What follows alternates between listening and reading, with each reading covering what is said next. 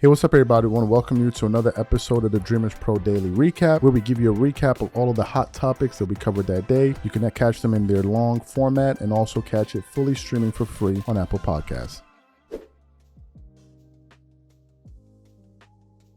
So today we have another development in this bombshell story, right?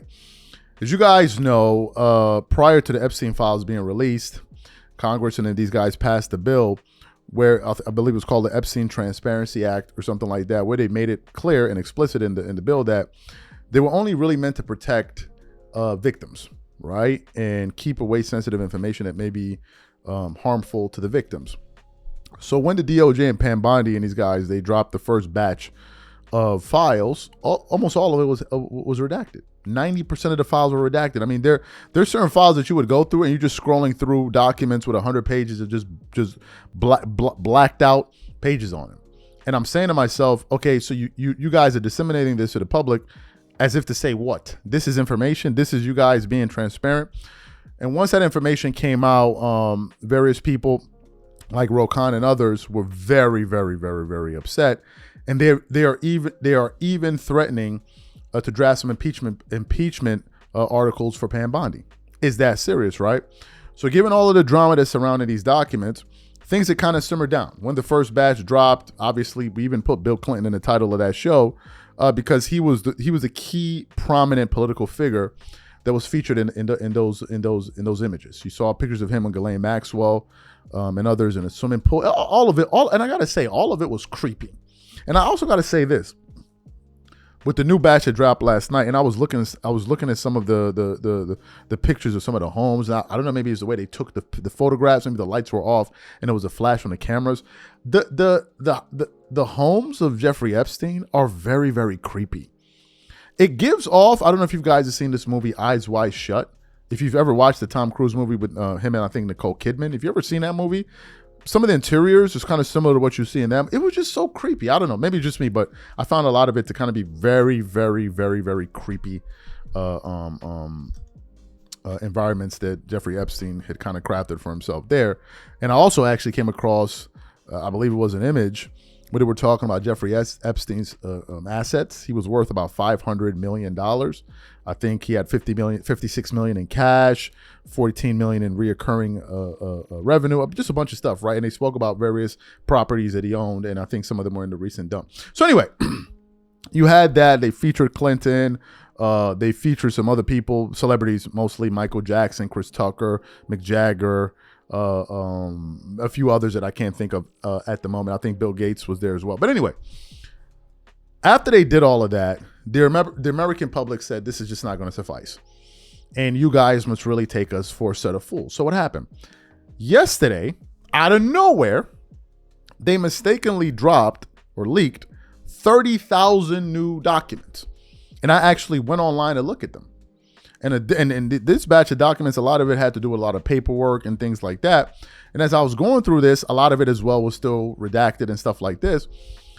And I said to myself, I said, look, this thing is a mess. And it's so much of a mess that even the president himself had to talk about it because he was questioning about it. But I don't want to get to the president stuff right now. What I want to get to is the fact that in some of these files that they released, they mistakenly didn't redact the president's name, Donald Trump. And in some of these files, his name started appearing multiple times. So what we want to do is we want to play a quick summation of some of the things that were found in this new dump from the DOJ.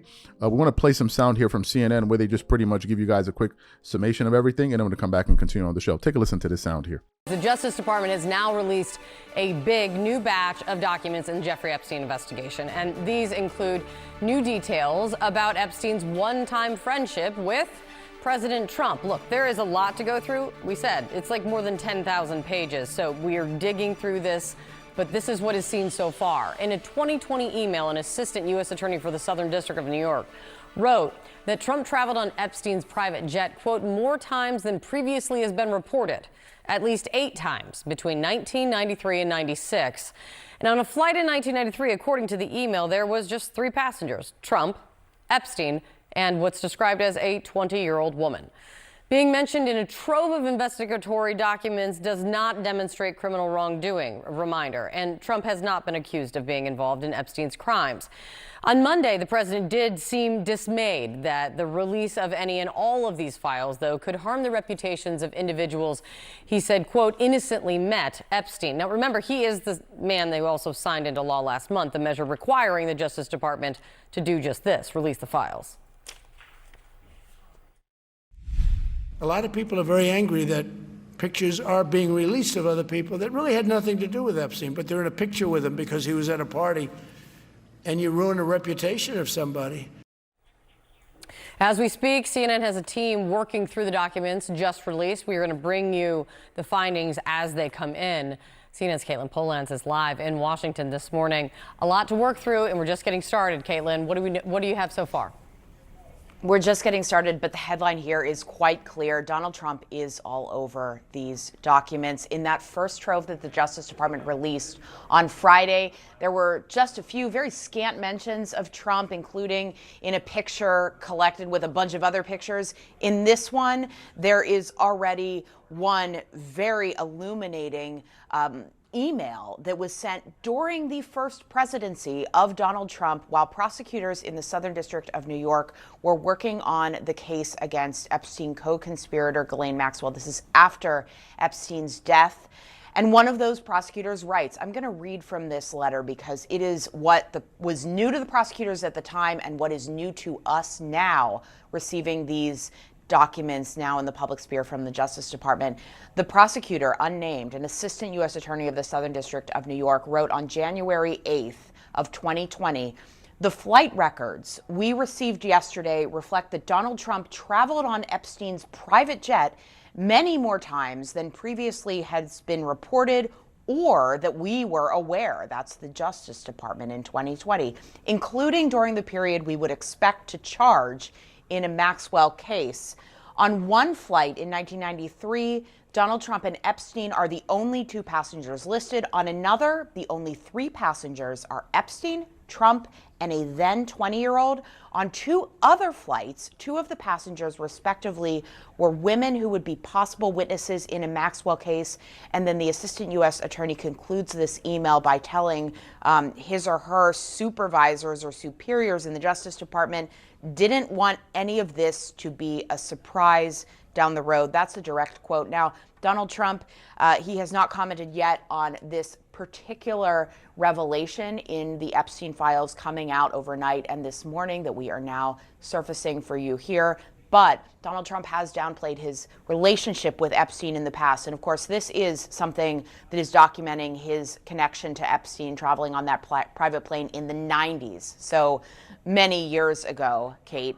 But Trump even yesterday was saying that everyone was friendly with Epstein. He was all over Palm Beach.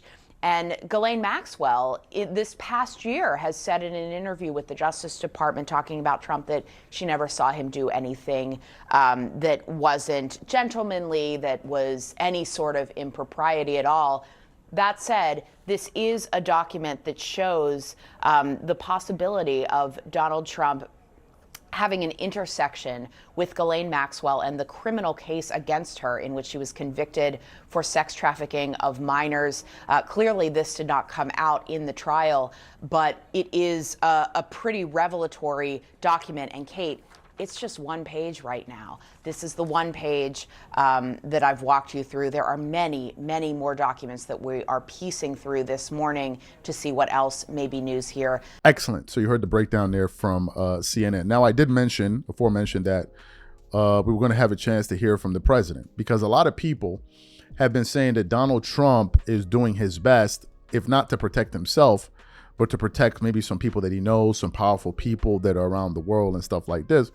So when the president was questioned on this, his response really surprised me, especially the comments that he had to make about Bill Clinton. Why does that surprise me? Number one, when the president and his administration and the DOJ started to come under a tremendous amount of pressure to release the files, he was calling it a Democratic hoax, prior to him running this time, you can go back to videos of him talking about Prince Andrews, Bill Clinton, and all of that. So you were pointing people in the direction of Bill Clinton and others. So I was very, very surprised when your DOJ, although they're meant to be an independent body, certainly doesn't seem that way, released pictures, and the only prominent figure in terms of a politician was former U.S. President Bill Clinton and a bunch of celebrities. So when I heard Trump now essentially saying that he feels bad for the fact that Bill Clinton, images of Bill Clinton are now being spread all throughout the internet, I was very surprised, because he was the one that was pointing people's attention in the direction of Bill Clinton and even saying his name. So take a listen to what the president had to say here quickly, and then we're going to really get into the meat and potatoes of today's show. Take a listen to the President Donald Trump here. Thank you. Thank you, Mr. President. Were you surprised by the number of photos of Bill Clinton in the Epstein files? And can you commit to their By full... what?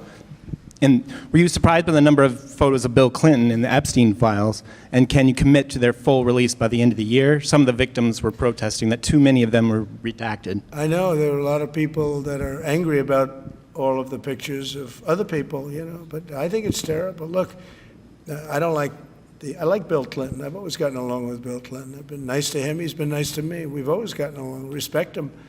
I hate to see photos come out of him, but this is what the Democrats, mostly Democrats, and a couple of bad Republicans are asking for. So they're giving their photos of me too. Everybody was friendly with this guy, either friendly or not friendly, but he was around. He was all over Palm Beach and other places. The head of Harvard was his best friend, Larry Summers. And Bill Clinton was a friend of his, but everybody was. I actually threw him out of Mar-a-Lago. And as a person that was in Mar-a-Lago, I threw him out. This is Mar-a-Lago. It's the hottest place I think it's the hottest place in the world, but it's the hottest place in Florida. And everybody would come here. He'd come here. We actually threw him out. But no, I don't like the pictures of Bill Clinton being shown. I don't like the pictures of other people being shown. I think it's a terrible thing. I think Bill Clinton's a big boy. He can handle it. But you probably have pictures being exposed of other people that innocently met Jeffrey Epstein many years ago, and they're highly respected bankers and lawyers and others, and they'll end up, because of guys like Massey, who's a real lowlife, whose polls are down to about 9%, by the way, in the great state of Kentucky. If you look at Kentucky, Kentucky is such a great place, but I don't know, they've got a couple of people in there that are very strange in terms of leadership, but Massey's a loser, and he likes it, and that he works with the Democrats. He's just being used by the Democrats, because what this whole thing is with Epstein is a way of trying to deflect from the tremendous success that the Republican Party has. Like, for instance, today we're building the biggest ships in the world, most powerful ships in the world, and they're asking me questions about Jeffrey Epstein. I thought that was finished. I believe they gave over 100,000 pages of documents, and there is tremendous backlash. It's an interesting question, because a lot of people are very angry that pictures are being released of other people that really had nothing to do with Epstein, but they're in a picture with him because he was at a party, and you ruin a reputation of somebody. So a lot of people are very angry that this continues. A lot of Republicans are angry because of the fact that it's just used to deflect against a tremendous success. Look, we have $18 trillion coming into our country. So you heard what he had to say. What are my thoughts? Again, I have to say that I'm surprised. He almost seemed to be coming to the defense of Bill Clinton, and if not the defense, he seemed to be a bit sympathetic to the position that Bill Clinton is in. He also spoke about how now these images, if you're just caught in a photograph with Jeffrey Epstein, it's almost like as if you're guilty by association. Even if you just took a harmless picture with him, you could be accused of something. He then took a shot of some of his own party members to some Republicans, where I think he called them idiots or something like that, stupid Republicans that decided to go against him. Of course, Trump is going to definitely do that, but I am surprised that he took that tone. I was expecting him to be a lot more nasty towards Bill Clinton, because it would have been a great time for him, at least I think with his base, to score some political points. You see, it's not me, it's the bad Democrats. The Democrats are the ones that are corrupt and blah, blah, blah. So I was surprised that he took that tone when it came to Bill Clinton. What are my thoughts about this? Look, I think that the DOJ is going to need to do a better job at being more transparent. When you have Ro Khan and others talking about they're planning to impeach Pam Bondi, it means that they haven't done a good enough job. They didn't even follow the rules of the article that was passed. They said, in terms of redaction, the primary thought process that you guys need to adhere to is when you're redacting, ensure that you're protecting the victims. And if you go through those files, you can go, I don't know if they're still up, but if you go through those files or look at another channel that's talked about them, you will clearly see that it had nothing to do with protecting the victims. It was just like, we're just going to black out everything. And the craziest part about it is, I'm surprised that they thought that they were going to get away with it, or they just think that we can put anything out here and people are just going to ride with us. Regardless of whether or not this makes any sense, regardless of whether or not we're being forthcoming about this information, people are just going to side with us. And that's not what's happening at all. A lot of people have been making content about this, really pushing back. One of them I saw is from the guy, CoffeeZilla. He has another channel, I believe it's called, Zeozilla or something like that. I was watching a video of his earlier today. Penguins also spoke about it. I'm sure you guys know who he is. He has a major platform. He's talking about it as well. I don't know if anyone else is talking about it. I saw Andrew Schultz now all of a sudden criticizing the president. And I'm sitting here looking at him like, bro, what are you talking about? It hasn't even been a year since Donald Trump has been in office. And now all of a sudden you guys are turning like, what are you talking about? Right? What exactly you ought to have known better. You should have done a little bit more due diligence to now all of a sudden 9, 10, 11 months into the administration. Now all of a sudden you're criticizing. Man, just like, man, knock it off. Knock it off. When the moment was there and everybody was riding the wave, you guys jumped on top and thought you were doing the American public a service. And now all of a sudden you're having second thoughts. Now all of a sudden you regret it. You just look at the convention that the Republicans had, the Charlie Kirk's, I forgot the damn name of it, where you had Ben Shapiro, Megyn Kelly, JD Vance, all of these guys just went up on stage and were insulting each other back and forth. Right? That's all that they were doing. So now they were witnessing the fracture in the movement. All of a sudden now, I feel so bad about what I did. I feel so bad. Man, knock it off. People don't want to hear that at this point in time. To be quite frank with you, for the people that didn't vote for the president, they're really not interested in hearing or seeing your crocodile tears. People are not interested in it. I don't know if these guys are aware of this, but people are not interested in it. Like, they're just not, right? Because the ramifications are just too devastating. So people don't want to hear that. In terms of what the DOJ is going to do, are they going to try to impeach Pam Bondi? I guess we have to wait and see. Right? I don't know. But now you have this new leak where you have the president's name appearing in many of these documents. That's a problem, especially given the fact that there were reports that the DOJ commissioned over 1,000 FBI agents to go out and try to scrub his name out of the files. And then you have something like this. Of course, you had the other blunder that the DOJ deleted off of their website, the image of President Donald Trump, I believe his wife at the time. I'm not sure if it was his wife, but I know it was him, Jeffrey Epstein, and some young women in a photograph, and it was in a drawer, right? It wasn't like a photograph where they just took a photograph and showed it. It was an open drawer, and you had him there, and they ended up taking that file down, right? They removed the president's image there. So it's just a bunch of funny business. I don't think these guys are going to ever be transparent about this issue. I think personally they're just going to try to move on from it, right? And I think that's what's going to happen. And I think over time we're going to see if Americans are going to make this a big enough issue or not, and we'll have to wait and see. Now, not too long ago, we did a show where we were reacting to some comments that were made on the Piers Morgan show, but I actually had some more thoughts about that particular episode, but we had a lot of NBA content to get to, so I didn't have time to really sit down and produce enough shows about it. But anyway, the show originally was based on the comments that President Donald Trump made about Rob Reiner and his wife that passed. But the title of the episode on Piers Morgan, which got a lot of views, it's almost at 700,000 views now.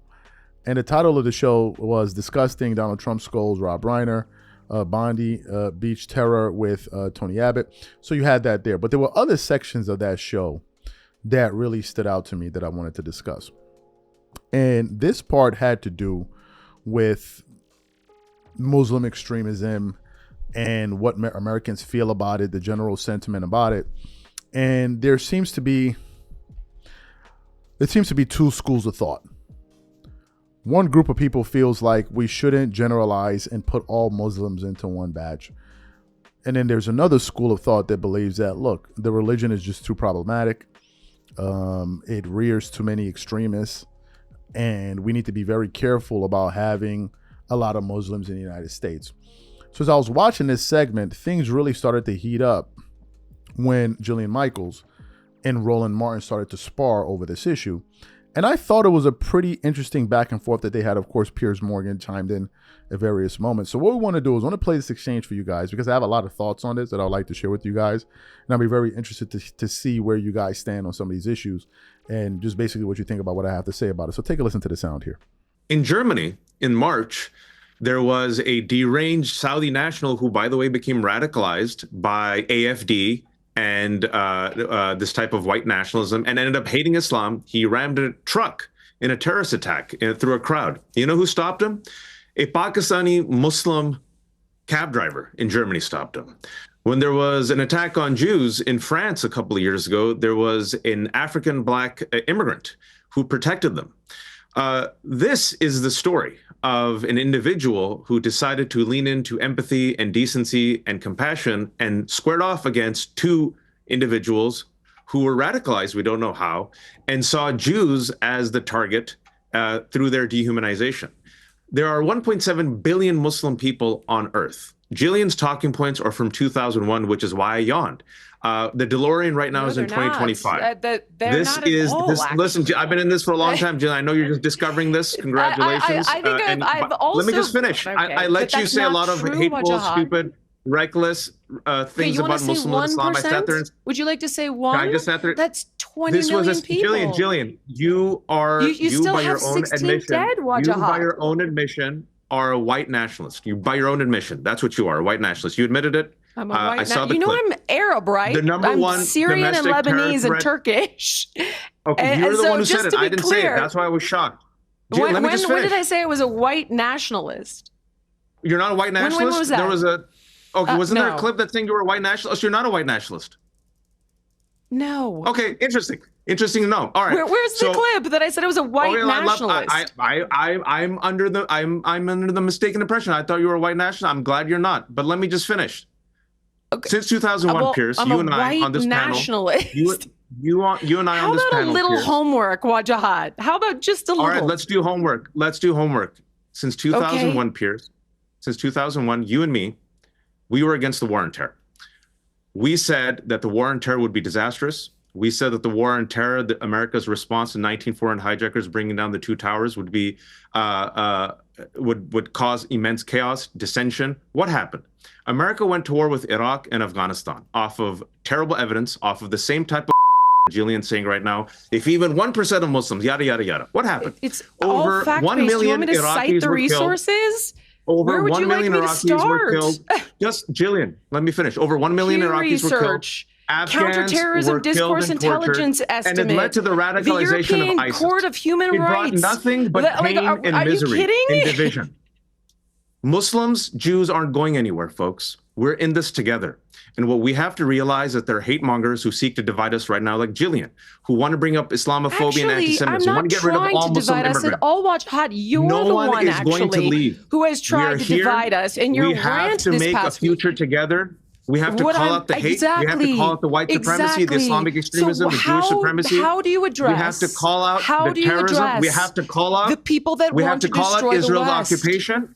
We have to call it Israel's occupation and genocide, How do and we you have to call out address Hamas the percentage and violent of extremism. radical Islam Piers. that wants to destroy the let West? me bring in Roland. Just tell me how to address Let me that, bring in Wajahat. Roland. Let me bring in Roland. Piers, You don't have an last answer, week I do was at- you? Piers, Jillian, I've had to sit here I'll and take listen to it. y'all go back and forth. Can I please make this point? Please. Thank yes, you. Absolutely. Piers, Yes. last week I was in Montgomery, Alabama for the 7th anniversary of the Montgomery bus boycott.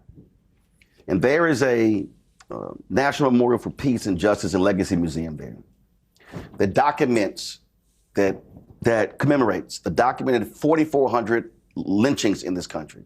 And there were more that took place. As an African American, when I understand what it means when you have a people who have a bullseye on their back, who are being targeted. I understand that. And so it is absolutely shameful that you cannot be at a Hanukkah celebration and it gets interrupted by mass violence because of two evil individuals.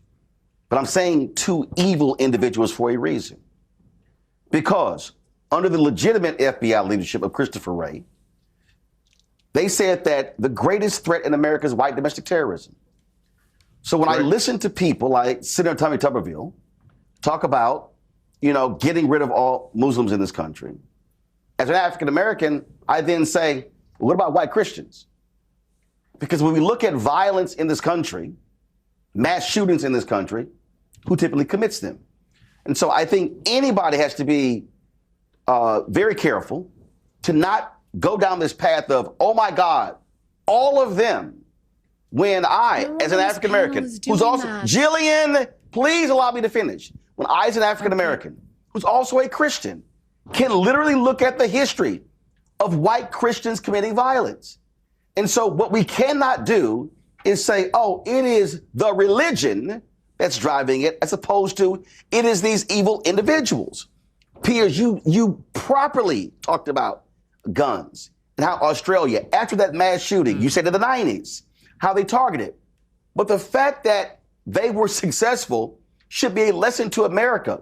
How about you also try that to deal with mass shootings in this country? And so it is wrong for us to go down this path of condemning an entire religion, condemning an entire group of people, whether they are Muslim, whether they are Jewish, whether they are Christian. What we have to recognize is there are evil people in this world, and our job is to root out evil and then how they impact people. But it's crazy to attack an entire religion and target all those people. I agree with that. And look, Emily made the same point earlier because we were talking about it. Senator Tommy Tuberville. Yeah, but Emily, Randy Fine. Emily, here's the reality about guys. Here's the reality about United States, for example. You have roughly the same number of Jews and Muslims in the United States. It's about 4 or 5 million of each, right? In the UK, by comparison, there are as many Muslims in the UK as there are in the whole of America, but there are only 250,000 Jews. There's a massively disproportionate scenario in my country, which is why I think Jews in the UK and in London in particular feel particularly threatened when they see these large marches every weekend with people often brazenly taunting the Jewish community, or supporting Hamas or talking about a global intifada, whatever it may be. And we saw the same thing happening in Australia. And I do think it's really incumbent on governments that they have to clamp down on this openly threatening stuff in the streets towards Jewish people. Excellent. So you heard what was said there. What are my thoughts about this? Well, I have to speak from my experience, right? In my experience, I view myself as a global citizen. So I've lived in various places around the world, visited various places around the world. And when you travel, you're generally going to run into all kinds of people, right? All kinds of people. And what you quickly learn is that a lot of the things that you see on television are not true about these places that you go to. TV can paint whatever picture it wants about a particular place, thing, or whatever event. But until you go to that place and see for yourself, your understanding of that thing is limited. And I think you have a lot of that going on here. I've traveled to countries all over West Africa. I've been to the Middle East. I've been to Jordan. I've been to Europe. I've been to Asia. I've been everywhere, right? And I've gone to countries that were predominantly Muslim countries. When I went to Jordan, it was a beautiful experience for me. Beautiful experience. I didn't have any issues. The people there were very, very kind, and I was surprised because when you listen to what's said about Muslims on TV, you would just expect these evil people to be doing crazy things to you. No, right? Currently, right now, I'm living in Nigeria. The two dominant religions are Islam and Christianity. In the place that I'm living at, we're surrounded by a bunch of different families and all of that. You have Muslims and you have Christian families. My neighbor next door is Christian. The ones, the door over, not the door, the building over, they're a Muslim family. And people are living in total harmony, right? People go to mosque and do all of these things. I'm saying all of that to say that if you just listen to these people, you will think that, oh my God, if I'm around Muslims, oh my God, no, that's not the case, right? Now, of course, you do have extremists, and I'm gonna get to that point in a moment. But what Roland Martin is saying, and he brought up an example with Christians, and he gave the example, which I thought was a good example. He's saying then that based on what he's saying, based on the example that he gave about the persecution of blacks in America, are we then going to say that all Christians are evil people? No, right? Of course we're not going to say that, right? But if we're painting with a broad brush, then we can look for various examples in history and events and things that occur and say, well, oh, look, all Christians are like this because this is what they're doing. He's essentially saying that it's not the religion, but it's the people. But I think is a little bit more nuanced than that, and it's not as simplistic as saying, "Oh, it's just no," because in certain teachings in various religions, there are extreme aspects of it. I remember a story that I heard. I forgot what book it was in the Bible where they were talking about. It may have been the book of Proverbs, because I used to read Proverbs a lot. As a matter of fact, the way I read the Bible is I always read when I'm reading. This is just my system, and it works wonders for me. I read the book of Proverbs for wisdom, and then I read a book from the New Testament, whether it's Matthew, Mark, whatever. That's how I usually read the Bible. But I think it was in the book of Proverbs where they spoke about if your eye offends you, pluck it out or something. And some guy literally went out there and burst one of his eyes because he took the literal interpretation of it. Now, there are religions that have some very extreme views. And of course, they're extremists. Again, I live in Nigeria. There are a lot of Islamic extremists in the north where they kidnap women, children. These things are all true. But it doesn't mean that every Muslim you meet is like that. It doesn't mean that half of the Muslims you meet are like that. It doesn't mean that the majority of Muslims are like that. And that's the point that I think Roland Martin was trying to bring up. But extremism does exist. It does exist, and that's a real thing. In terms of the states, it's a very interesting thing. I don't know what it's like in the UK at various points in that show. You guys can go hunt it down and watch it for yourself. Piers Morgan was talking about how things are in the United Kingdom with the Muslims. I don't know what it's like there, but in the States, the United States is a very unique situation because it's a multicultural environment. It's a country made up of people from various backgrounds from all over the world, right? So it's a little bit different there, right? And generally, when we're talking about cultural assimilation, I was just thinking about this to myself the last 2 days. And I was saying to myself, how important is it to you? I'm talking about myself now. How much does it mean to you in terms of cultural assimilation? I was going to discuss it with my wife, but I haven't had the chance to talk about it. And I'm like, okay, you have people from various countries coming in, for example, coming into your country.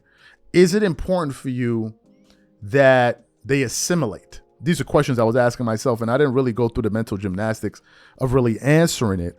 But I can understand the people that I think the people that are talking about cultural assimilation are those that are saying, look, when you come to, for example, America, we have a standard set of values. We have a way that we do things, and you should kind of adopt those things. And I get what they're saying, right? You don't want to, because if you try to shun those things that make that place what it is, then it's almost like as if you're in rebellion. Or if you go to a particular country where they have a certain a set of norms, and you're critical of it, or why do Americans do this? Why do they do that?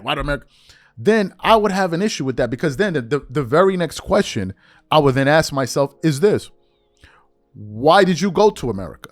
And one thing I don't like, and I'm going to be frank with you, and a lot of people do this, by the way, not just all people do this. I don't like the people that leave their home countries and go to another man's country and sit there and say how terrible that guy's country is. I don't like that. Do you know why? Because, my brother, if it's as bad as you're saying it is, then why'd you go? Then leave. Who forced you to go? Who forced you to go? Right? Don't go there and you're trying to make a better life for yourself and then spend the entire time criticizing like, oh, these people are useless. These people don't have this. These people don't. Then why don't you stay your ass in that? Because apparently for as bad or as useless or whatever it is that you're saying about this country, for as bad as they seem to be, there must be a reason that you're there.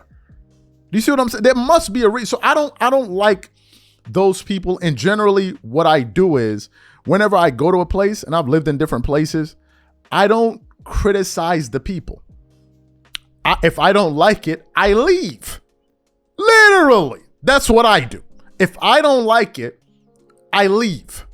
There's a guy, I don't think he's Nigerian. I don't know where he's from. I always see him on TikTok. And he's in some European country. And I get it. You're dealing with racism and all of these things and all of these things. But the issue I have with this guy is that almost every single video he's doing, he's always complaining about the country. So it's like, man, just leave.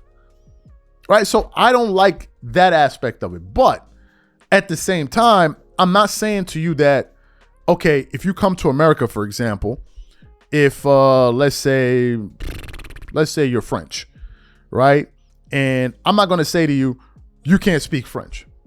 I'm not going to say to you that you're not allowed to eat French food or have French norms. And I'm not. That's too much, right? Is it important that you speak English? Yes. Like it literally is. You're in an American speaking country, but it doesn't mean that, oh, you have to give up your cultural heritage. Oh, you can't do that. No, that's ridiculous. And frankly, Americans don't do that. Most Americans that come from other parts of the world, they assimilate. You see them going to basketball games, football games. Are those not American sports? You're like doing American things and all. But if you go to their homes, they may speak their language in their house. They may eat their food in their house. Doesn't mean they're not going to eat American food, but I don't think there's anything wrong with that. I don't think there's anything wrong with that. So for those people that maybe think that you should do that as well, I think you're being a little bit too extreme, right? But I do think it's a nuanced conversation. I think it's something that we should talk about. And I think one of the things that could help people expand their minds is to travel. TV is not going to do, if you're getting your worldview from other places around the world, predominantly from TV, you're doing yourself an injustice. You really, this is the power of traveling. If you can do it, do it. It opens your mind, right? So my only recommendation to people is just try, if you can, get on a plane once every year, once every 2 years, whatever, once every 3 years, go travel around the world, see different things, see different people. And I guarantee you will have a much more holistic viewpoint on some of these matters. You won't be as definitive as, oh, yes, they're right. These people are all bad. No, that's my take on it.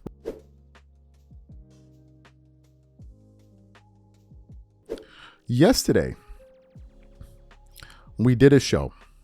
This is doing pretty well, by the way, where I made a public proclamation that I think that the Lakers season is officially over. I think their season has come to a conclusion already. And some people push back on me in the comments, oh, this is a hot take. You're taking it too far. While others agree with me. What was at the heart of that show? At the heart of this show, I believed that, or I said that, the return of LeBron James has ruined this team. The good vibes, the whole Beach Boys vibes that we had going on, the excitement is all gone. It's now back to narratives, blaming, and it seems like the one person that has been targeted, that they've been trying to target, is Austin Reaves. Prior to the return of LeBron James, Austin Reaves was averaging about 28 points per game, 6+ rebounds, 6+ assists, and everyone said that he was well on his way to becoming an all-star.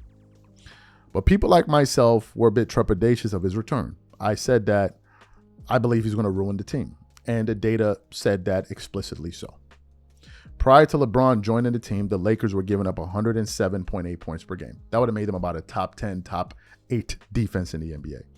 Since his return, they've given up about 117.8 points per game per 100 possessions, which makes them now a bottom defense in the NBA and the bottom 5 of teams in the NBA defensively. And I said that the only variable here is him.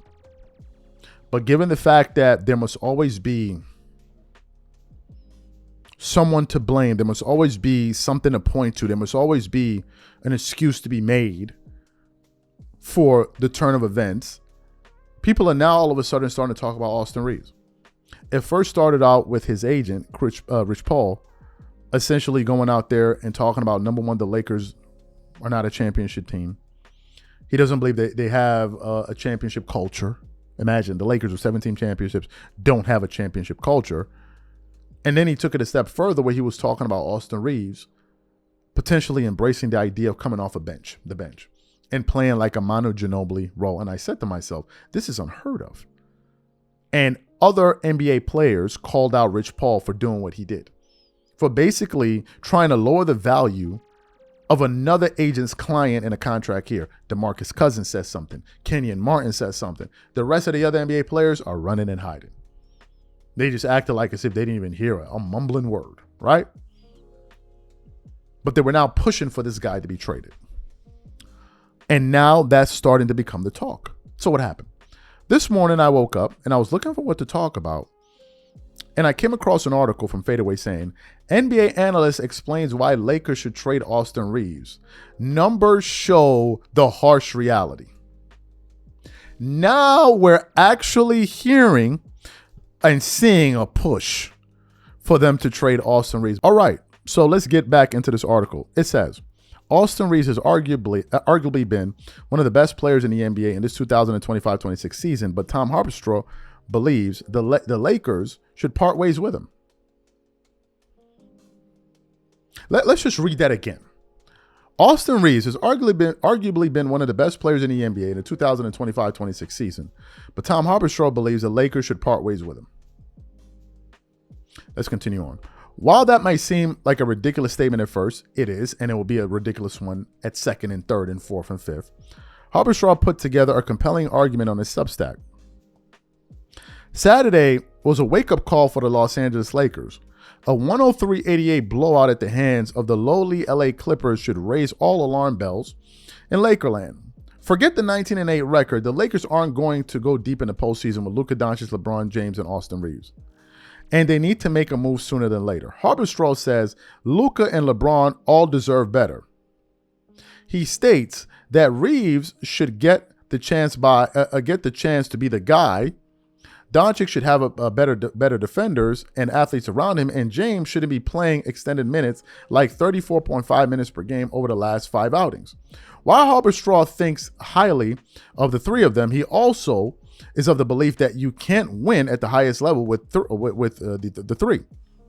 All-world offense, but please hide me on defense stars. You can get the job done 1 or 2, but not more. The Lakers don't have a lot of quality defenders to begin with, and their 3 big names make all of them worse defensively when they're on the court. Just how bad are they? He then goes on. Doncic 3.4 in second, James 3.4 in fourth, and Reaves 3.6 in eighth in average speed defensively. For some context, the Lakers are the only team with more than one player in the top 10. This is not a recipe for success, and the numbers show it as well. Since the Lakers traded Luka Doncic, their star trio has played 695 minutes on the floor at the same time. Per PBPstats.com, it's 1,406 possessions worth of data. The Lakers are minus 31 in those minutes, carrying a 2.6 net rating in every 100 possessions. This is not a small sample size. If we just look at this season, the Lakers have a minus 5.1 net rating in 132 minutes in which Doncic, James, and Reaves are on the court.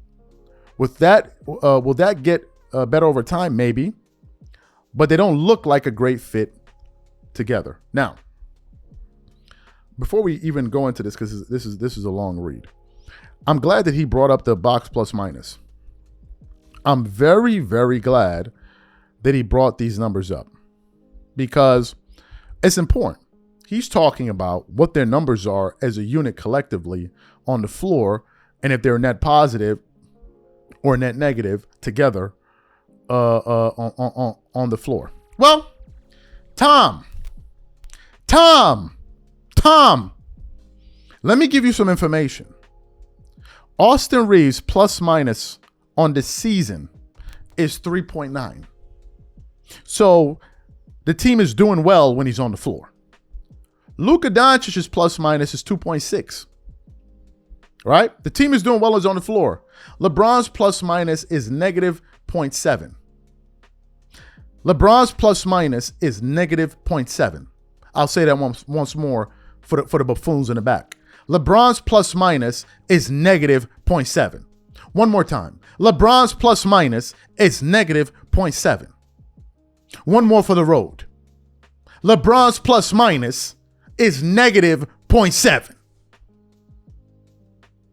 And your solution to this problem is to trade away Austin Reaves.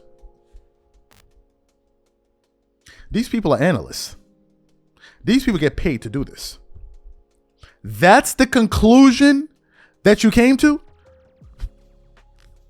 To trade away Austin Reaves. Not the guy with a net rating of negative 0.7 on the team. Do you know what LeBron's plus minus was for last year? Negative 0.8 in 70 games. Do you know what Reaves' numbers were? 2.7 last year in 73 games. How do you explain these numbers away since you want to use the... Now, he's saying this. Look, if you have these three guys on the floor, they have a net rating. Cool, we know that already. But what we are aware of is that this team was a better defensive team with LeBron not on the floor before he came back, right? And if we can say that Austin Reaves is a better player, just look at the numbers. He's putting up way better numbers. 28 points per game on 50% shooting from the field, 37% from the field, 87% from the free throw line, 5.6 rebounds, 6.7 assists, 1.3. If we can look at those numbers across the board, wouldn't the more sensible argument or article have been the Lakers should figure out a way to bench LeBron James? Now, I want to delve a little deeper into this guy's logic. These guys can never defeat me with logic. He's saying that the Lakers should trade away Austin Reaves to get a defender who will help the Lakers because LeBron, who's 34, is playing too many, who's 41 or 40, whatever, is playing 35 minutes a game, and that's too much. Wouldn't the fact that you're talking about he's playing too many minutes per game indicate the fact that, number one, he's too old and maybe his minutes need to be reduced? How could it have been that when the neurons were firing in your brain, the conclusion that you came to was, you know what? The guy that can play more minutes, who's playing 37 minutes a game in Austin Reaves, we need to get rid of him, keep the older guy who should play less minutes, find a way to reduce his minutes, and then go get some 3-and-D guy. How is it possible that this is the conclusion you came to? What a lot of these twerking ass motherfuckers and NBA media will not say is that, number one, LeBron is too old. It's either he goes to the bench or you ride it out like this and shut up. Those are the only two solutions. It's either he goes to the bench or you keep it the way it is and you shut the up and we ride it out all the way to the end of the season. But to say the Lakers should trade away a valuable piece in all-star, essentially an all-star, to appease a 41-year-old that will not be with the team 7 months from now is the height of stupidity. It is the zenith point of stupidity. Your article comes across as someone that is dancing around the issue. That's what it doesn't seem to me that you've thought this thing through thoroughly. It seems like you are operating with a predisposition of LeBron needs to stay on the team, forgetting the fact that the Lakers did not extend him. So why would you be making decisions in the short term for someone that will not be here at the end of the season? Why would you do that? Are you unaware that the Lakers released a report? I don't know where it is. Let me see here. We did a show about it. Not too long ago. I don't know where the report is, but we did a show not too long ago. I can't find the article where it said that the Lakers have made it clear that they are only in the business. They are only in the business of building out a young roster. Players that are within the age range of Luka Doncic and Reaves. That's what they said. So let me figure this out. The Lakers should trade away Austin Reaves, right? Keep LeBron, keep Luka. Then at the end of the season, LeBron leaves, and they're left with what? A 3-and-D guy to play with Luka? Who does this make sense to? The only set of people that this makes sense to are LeBron James fans. It doesn't make sense to Laker fan. It makes perfect sense to LeBron guys. Why? Because their only thought process is involved. That the only thing that they're thinking about is what can we do to put LeBron in the best position, not what can we do to put the team in the best position. What other team has a 41-year-old that they're starting? You even had reports of Dave McMenamin coming out there talking about the Lakers may give LeBron a max extension in the summer. What? They may give LeBron a max extension in the summer. So why did Rob Pelinka, when he was questioned about LeBron's future, he said, essentially, go talk to LeBron James about his future. I have nothing to say about his future. Why are you talking to me? Why is that? Why is that? I want to give you guys some more data. Tom, I got some more data for you. Maybe this data may interest you. Let's look at the Lakers in the last 10 games. In the last 10 games, mind you, LeBron has played 11. In the Lakers' last 10 games, let me give you some of the data here. They are averaging, or rather giving up, 117.6 points per game. That's what they're shooting as a team. They are shooting 35% from three, and they've become one of the worst defenses in the league. Austin Reaves over the last 10 games, his numbers that went from 28, is now averaging 24 points a game, 6.4 assists, and 4.8 rebounds. Meanwhile, LeBron's numbers are now at 20 points per game. So who is witnessing improvement here? Reaves' numbers have suffered. The team numbers have suffered. The only person's numbers that have improved are LeBron's numbers. How do you explain this? Now, his fan base have no issue with this because all they do is sit back every single night with a bucket of honey, choking the shit out of that chicken, hoping LeBron scores 30 every night. That's all they care about. If he win, the Lakers win, great. If they don't win, great. It doesn't matter. How do I know this? Because the last game that the Lakers lost, 103, I believe, to 88, LeBron had 36 points. That's all LeBron fans could talk about. That's the only thing they cared about. That he scored 30. Not the fact that the team lost. Their reaction after that game should give you a peek into the psyche of a LeBron fan. Losing is not an issue for them. They don't care about losing. All they care about are statistics. And if their guy can put up great numbers even in a loss, they're fine with that. Because then all they can say is, well, he's 40. He's 40. What do you expect? That's their answer. He's 40. The Lakers should get rid of a guy who scored 55 points this season in a win, minus LeBron, they should get rid of him. And now, after Rich Paul went out there and put out those comments, now all of a sudden, mysteriously, miraculously, all of a sudden now we're hearing Austin Reaves trade talks. All of a sudden we should trade Austin Reaves. Even Gilbert Arenas there, so you should trade Austin Reaves. All of a sudden, we should trade him. We should trade him. If the Lakers trade Austin Reaves, you will know that this team is lost forever. I don't know why they would make such a decision to depart unless their thought process is, let's trade him now and get something back for cheap because maybe we don't want to pay him in the summer. I don't understand why you wouldn't want to pay a guy that's averaging 30 a game in the summertime. Now, Austin Reaves has already made it clear that he doesn't want to make the most money in the world. He said that he wants to be a Laker for life. So I'm sure that they can work something out with him. Maybe where they don't put him on a max contract. Maybe they give him a good contract. And then still have enough wiggle room to sign a max player next summer. But these guys are saying, no, trade him away. Watch LeBron's contract expire. And then unless you guys are saying trade Reaves away, get a nice guy that can play defense, right? You know, somebody that when LeBron and Luka refuse to get back on defense, he can hold him by the hand and drag him up the court. Or maybe they can jump on his back while they run back and down, up and down the court, and LeBron and them hop off, then play offense. And then when it's time to get back, they can jump back on his back again to run back to the other end of the. Maybe that's what they're talking about. And then maybe somehow they're going to get this guy and pair him with LeBron and Luka, and then somehow, some way, they're going to do what? Get bounced out in the first or second round. And all of that would have been done for what?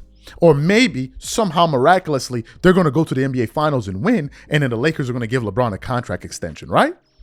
Right? Maybe that's what's going to happen, right? Like, what are we talking about here?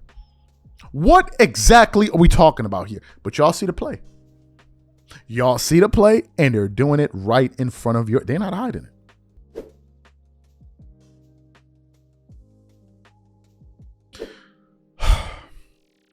These people are back at it again. And it's becoming pretty clear to me that LeBron's foray, Rich Paul's foray into sports media is simply because they want to find a way to come out here and control narratives and rewrite history. Because it seems like that's what the two of them have been doing. Mind the Game, or Game to Mind as the ticket calls it, was supposed to be a show about basketball X's and O's. Then we quickly found out that that was just another show for LeBron to push his agenda, try to rewrite history and do all of that. Then we have Rich Paul's show with Max Kellerman, and it seems like just more of the same. And it seems like this is what's informing their ideology with some of the things that they've been saying. So recently, LeBron James made some comments. I don't know if those of you guys are aware, but the Lakers are going to be playing on Christmas Day, right? And I actually want to confirm the team that they're playing against. I don't know. Let me just check.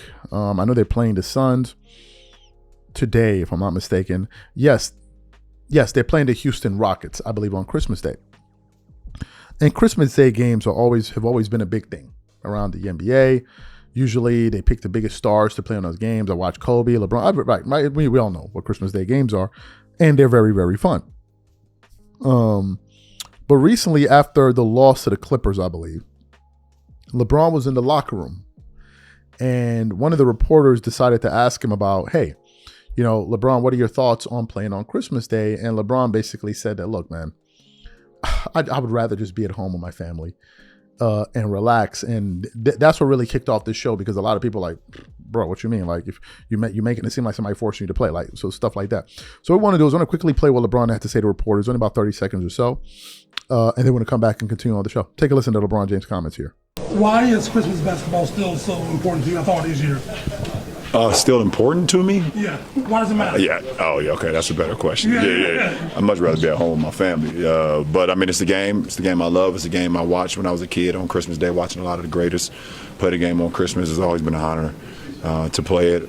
Obviously, I'm going to be completely honest. I would like to be home on the couch with my family all throughout the day. But my number is called. Our number is called, so we have to go out and perform, and we look forward to that. Excellent. So you heard what LeBron had to say. So later on, Klutch Sports, Rich Paul and these guys released the show on Game Over. I think the name of the show is the title of the show, rather, is called Wide Open AFC Holiday Thoughts and a surprise phone call, right? So towards the very end of this particular segment, or the show rather, this episode, Max Kellerman then decides to bring up this thing of LeBron's comments and, you know, some of the criticism that he's been receiving as a result of them. And in typical Rich Paul fashion, man, he found a way to weave in Michael Jordan and all of that. I wonder how much time David Falk spends thinking about Rich Paul and LeBron. I really wonder. But anyway, he found a way to kind of weave in Michael Jordan to all of this. And I'm like when will it end? Okay, so what we want to do now is want to play exactly what Rich Paul and Max Kellerman had to say to one another, and then we're going to come back and continue on. Take a listen to what these guys had to say here. And it seems to me we haven't discussed one very big topic. Which is? We're not getting off this show until we talk about this. What's the topic? LeBron James. What about he him? doesn't want to play. He's the reaction to him saying he would rather not play on Christmas. That's not what he said. Oh, that is what he said. Yeah. But see how he I didn't try to say- slip? I try to, with two people, I try to slip in as Adele and LeBron. Yeah, no. Yeah. But he didn't say it in a way that I see. Actually, I thought that the reaction to it, most people were very like understanding. The way you look at it is, and this is the sacrifices that these guys make. Yeah. First of all, to be And he's been doing it for 20-something years now. well, It's it's nuts. 21st Christmas Day game, 21 of them. And again, when you talk about being present, you're taking that away, but it's also your job. So what I also saw him say was, I'm looking forward to it. People skip over that. And he also said it's something that he's honored to be able to do. But if you ask me what I would rather do, Rather yeah, be with your I would rather family be at with my home. family, Right. just like anybody else would rather be with their family. But the problem I got with that is, if that was anybody else that said that in that capacity, it would have been, like 10 years from now, you'll play that tape on somebody, or you'll see MJ say that to Ahmad Rashad. Right. And people will be like, so, and again, I'm not, It is not amazing, to make like- it about LeBron, but just make it about players in general, because now we got the NFL on Christmas. There's so many days on Christmas, games on Christmas. Yeah. And talk about being, Captive audience. Everyone's But sitting at here's what I home, would of say. course. Excellent. So you heard their comments. What are my thoughts about this? These people have an obsession with Michael Jordan. They have a legitimate obsession with Michael Jordan. And do you know the irony of it all? LeBron fans will sit up here and tell people, oh man, you're obsessed with LeBron James. You talking about that? Meanwhile, almost every single thing that these guys do is all in an effort to one up Michael Jordan. For goodness sake, the guy even wore Michael Jordan's jersey number. For goodness sake. He even wore his jersey number. His jersey. These people are stalking Michael Jordan. They're stalking him. Even when LeBron went on the Pat McAfee show, they're asking him about his relationship with Michael Jordan. He's like, when you get compared to me, every time you hear your name, you hear another guy's name. It's like, but Michael Jordan not thinking about you. Michael Jordan ain't sitting down thinking about LeBron James or Rich Paul or all of this stuff that these guys say about. Michael Jordan ain't thinking about people like me. Michael Jordan is a multi-billionaire worth what? $4 billion last time I checked, $4 billion, who is living his life. Michael Jordan doesn't even have time to sit down and do multiple interviews with you. Do you know why? Because he's living the GOAT life. Every time I've seen Michael Jordan, literally, it's either, okay, the last one was in the NASCAR thing when he won that case against NASCAR, they settled with NASCAR. It's either I saw him landing in Greece or in Monaco, jumping on a 300-foot yacht or off of a 300-foot yacht, something like that. That's literally every time I see MJ. He's either partying or living his life. Do you know why? I'll tell you why. Because MJ is at peace with his career. Michael Jordan didn't think that it was important enough for him that after he retires to find a way to sit down or later on find a way to come back and tell people about how great he was. You can tell the person that is secure within their skin and comfortable with their skin and their accomplishments versus the guy that's still out here trying to convince you that, oh, I'm as good as I say I am. It's so clear. You can tell one party is absolutely insecure because they spend their whole time either defending themselves or trying to create false narratives or rewrite history. Meanwhile, the other guy is letting the results speak for themselves. And do you know the saddest part? If you polled 100,000 NBA fans, forget about 100,000. If you polled 100 million basketball fans, 100 million of them, from all over the world, and you ask them, who is a better basketball player, Michael Jordan or LeBron James? I can guarantee you 80+% of them will say Michael Jordan. 80+%. 80+% of them. And if you put Kobe Bryant in there, Kobe would get more votes than LeBron James. Yes, he will. Kobe would get more votes than LeBron James if they asked the globe who are the best NBA players ever. We just did a poll the other day. Almost 25,000 people voted on the poll. Who's better, Kobe or LeBron? 85% of them voted for Kobe Bryant. Or 90% of them. Out of 24,000 voters, 24,000 people voted on our small channel. So MJ doesn't feel this need to constantly tell you he's great and I'm this and I'm that. No, he doesn't need to. He just is who he is. His results speak for themselves. He doesn't need Kendrick Perkins, Shannon Sharp, Nick Wright, this guy, that guy over there, Gilbert Arenas, all of these guys to come up here and twerk it up for him every single. He don't need it. Do you honestly believe that these guys are moving? Do you know where these guys are moving in the needle? On Bleacher Report polls, House of Highlight polls, and with young NBA fans that don't know nothing. That's where they're making headway. Literally. If you guys think it's a debate, explain this to me. During the 75th anniversary celebration in All-Star Weekend, where did they have it? Wasn't it in Cleveland? Explain to me, a guy that hadn't played basketball in 20 years, how did Michael Jordan get a bigger applause than LeBron James in his own city? How? Michael Jordan received a bigger applause in Cleveland than LeBron James did. Michael Jordan received a bigger applause from the crowd than LeBron James did in Cleveland.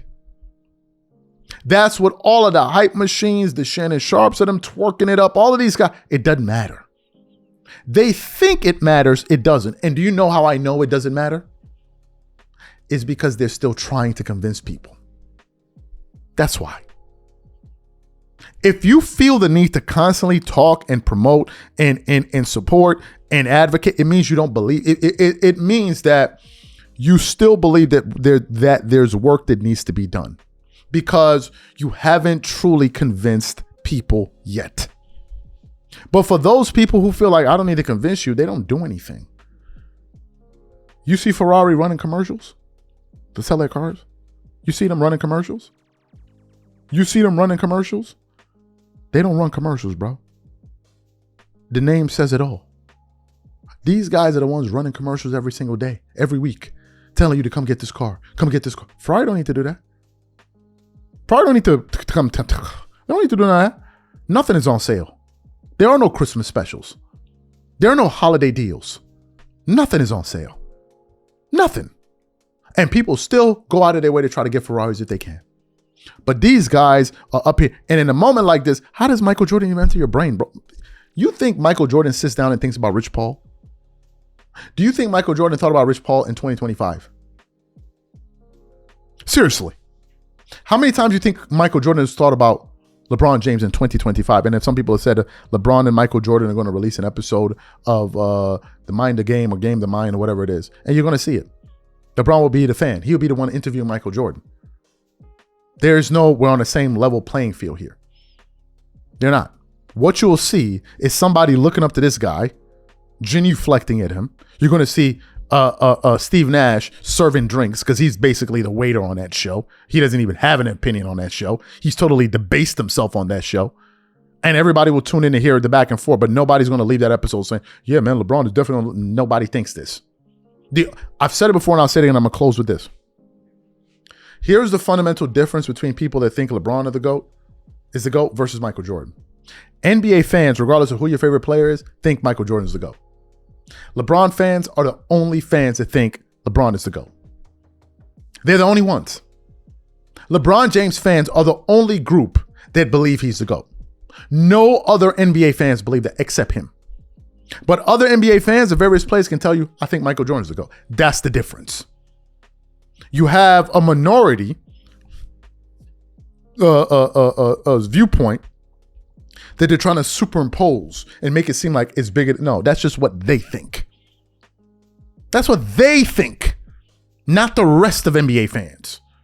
And that's the fundamental difference. When will these guys hop off Michael Jordan's dick? When will y'all hop off his dick? My God. We going into 2026 and y'all still looking for ways to bring up Michael Jordan. He not thinking about y'all. He not. Why are y'all so insecure, Michael Jordan? Why he not thinking about y'all? He's not. He's living his multi-billionaire life, selling more shoes than all of you guys, making more money than all of you guys, and he's living his life. But every single 2 months or so, y'all are thinking, oh, Michael Jordan, hey man, let's come up with something. Let's come up with the we're done with the 90s. Like, come on, y'all need to y'all getting corny with this and now, man. It just shows insecurity. That's what it shows to me. It shows insecurity. A person that secured themselves don't spend all this time trying to compare themselves to somebody else. They cool in their skin. You get it? They cool in their skin, daddy. Y'all are not. Y'all are not.